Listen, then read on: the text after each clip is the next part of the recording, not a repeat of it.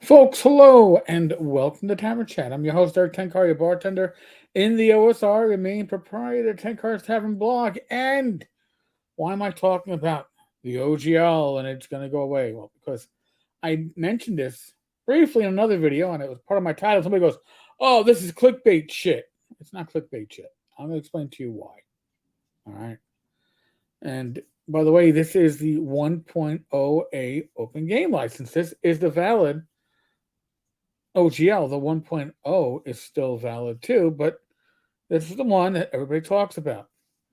All right, 1.1, 1.2, 2.0. They never, they like they're retconned. They never existed.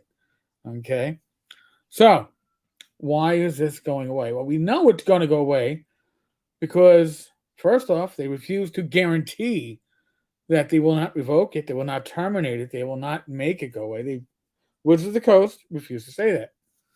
But not only that, Kyle Brink, his own words were essentially, I don't know why anybody would use the open game license for anything these days. Why would you do that when you have the Creative Commons? You have two licenses to choose from. The open game license, as far as Wizards of the Coast is concerned, is the lesser license. Why would you want to release anything under the OGL in support of any material using the SRD, the 5.1? Well, first off, if you want to publish for 3.5 or modern or I don't know, any of the other SRDs that released on the 1.0A, you'd have to use 1.0A because they haven't been released under the Creative Commons yet. Why haven't they been released under the Creative Commons? Well, that's pretty obvious. They screwed the pooch when they released 5.1 under the Creative Commons. They left in things in the SRD that are now listed under the Creative Commons. Proper uh, names of locations, creatures, so NPCs. Now, you can't use them as written up in another product, but you can use their name. Interesting little twist. But why would you want to use the OGL when you can use the Creative Commons? We gave you Creative Commons 4.0. Obviously, you want to use Creative Commons. Well, this industry, when I say this industry, I mean everybody beyond Wizards of the Coast, from Paizo on down, has effectively built a business, a D20 business, off the open game license. And why did that business build up as quickly as it did? Because the secret of the open game license is it's viral. Oh, yeah. Oh, it's almost like a cancer, but a good one, right? I write something, I release it under the open game license, and by default, unless I go in and add a lot of definitions as to what is definition and what's derivative material, what is uh, not open game license, what's product identity, right? Many of us don't include product identity. We're just saying, yeah, this is open game content, which is why Swords of Wizard Continual Light has been translated into other languages. It's had other people riff off it. Um, Heck, you don't even really have to give credit except in this section 15 as to where you're coming from. So, again, why is that important? Because it allows an organic growth of the community. It allowed organic growth of the gaming community. It allowed people to build off the work of others. And all the support material for Swords and Wizardry and Swords and Wizardry White Box, James Spahn writing White Star, right? Labyrinth Lord Greg Gillespie with his Mega Dungeons, right? Barrel Maze and such. These were all written because all this content was easy to build off of because of the open game license. Now, the Creative Commons license can certainly allow that, but you kind of have to turn those switches on. It doesn't default to that. Now, why is that important to Wizards of the Coast?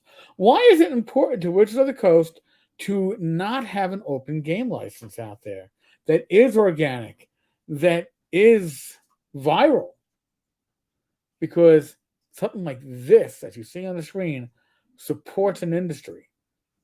Your Creative Commons can support individual companies. But the OGL, as it was written, supports an industry. Again, the default with your OGL is, hey, share and share alike. Build off my work. Give me credit in Section 15 and have at it, because I want to see this shit thrive. Whereas the Creative Commons, I'm not saying they did a bad thing by giving us the Creative Commons. The Creative Commons has one thing that the OGL does not have at this moment, right? The Creative Commons is irrevocable, but it is not viral like the open game licenses. Now, I'm welcome to hear arguments that say otherwise. I'll be happy to hear arguments that say, "Oh, well, yeah, Wizards, they're just going to leave the open game license in existence." Well, sure they could, but then even if they do, they've effectively killed it anyway, right? Listen, Continual Light, my revision of Swords of Wizardry Continual Light, it's ready to go. All I gotta do is submit my changes to my layout guy, Jeff Jones, and we're ready to get that thing set and going.